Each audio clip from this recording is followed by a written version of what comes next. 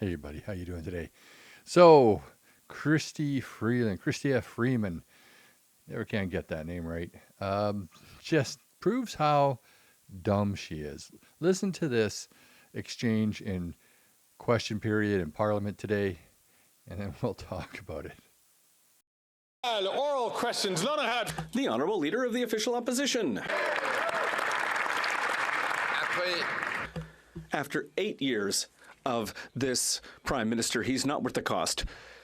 Common sense Conservatives are working to fix the budget, stop crime and build homes, but the Prime Minister not only wants to impose a new 17 cents a litre tax on gas with the support of the NDP and the Bloc, he now wants to impose a decree to close the forestry sector in Quebec. Why does the Prime Minister want to step on Quebec's jurisdiction to kill jobs in the forestry sector?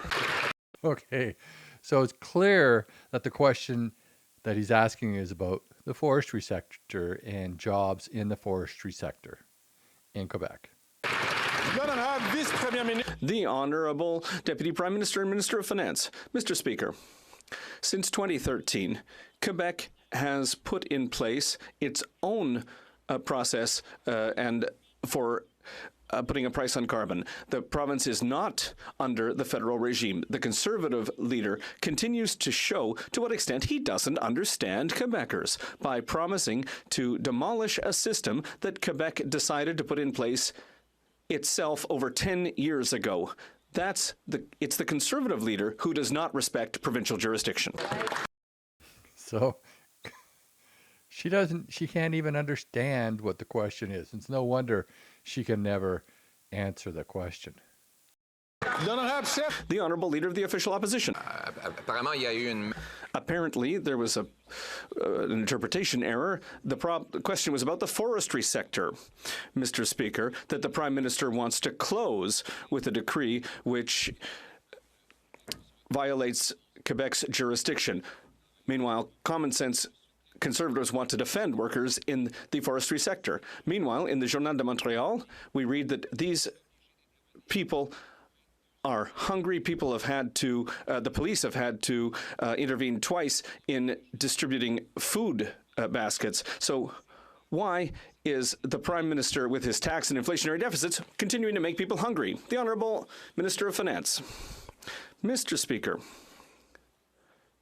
the Conservatives are the ones who want to reduce all of the social supports that the federal government now offers to Quebecers. The only thing that the Conservatives understand how to do is cut, cut, cut.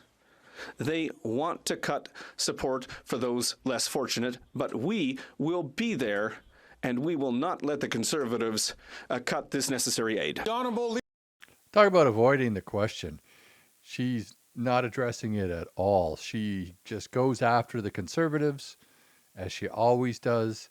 She doesn't answer the question. She attacks them, saying they're going to cut, cut, cut. Well, yeah, they're going to cut. They're going to cut waste.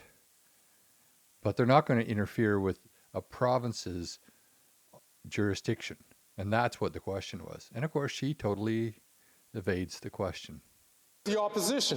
While common sense Conservatives are fighting to axe the tax, build the homes, fix the budget, and stop the crime, this Prime Minister is promising a cruel April Fool's Day joke, a 23% carbon tax hike on food, gas, and groceries. This at a time when the Prime Minister has forced 50 families at CFB in Gagetown, military families, to go to food banks.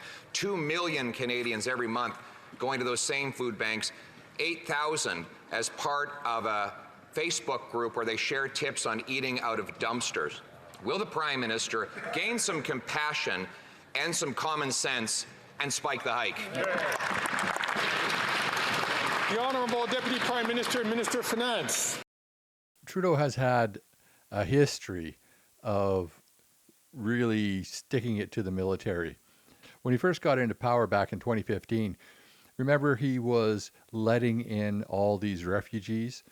That might not have been a bad thing to do. However, to house them, he kicked out members of the military out of military housing on one of the bases. I think it was Petawawa. I'm not quite sure which which base it was, he kicked members of the military out of their homes, the homes that they've been living in, the homes that they've been renting from the government.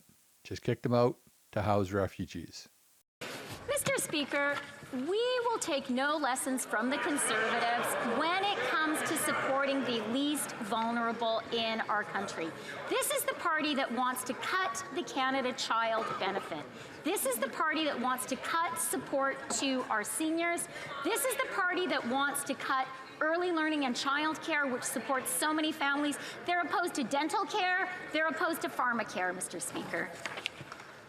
Honourable Leader of the Opposition. Fear and falsehoods to distract from the fact that after 8 years of this Prime Minister, he's not worth the cost, and neither is his carbon tax, which will cost the average Ontario family this coming year $1,674.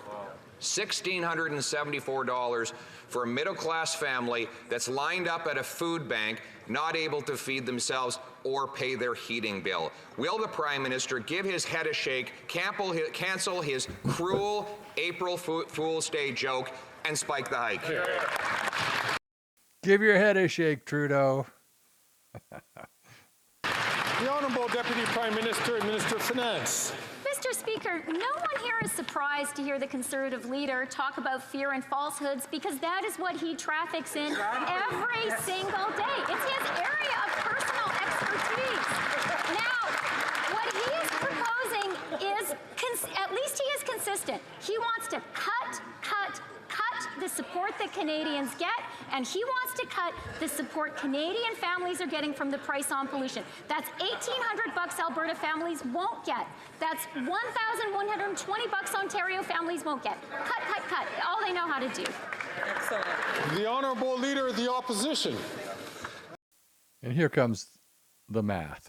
So she just brags that Alberta families will get $1,800, but according to the Parliamentary Budget Officer, the carbon tax will cost Alberta families $2,943. Amazing. So the Prime Minister takes away $2,943 and gives back $1,800. Mr. Speaker, it's almost like he's a bank robber who thinks that he's virtuous because he tips the teller on the way out the door.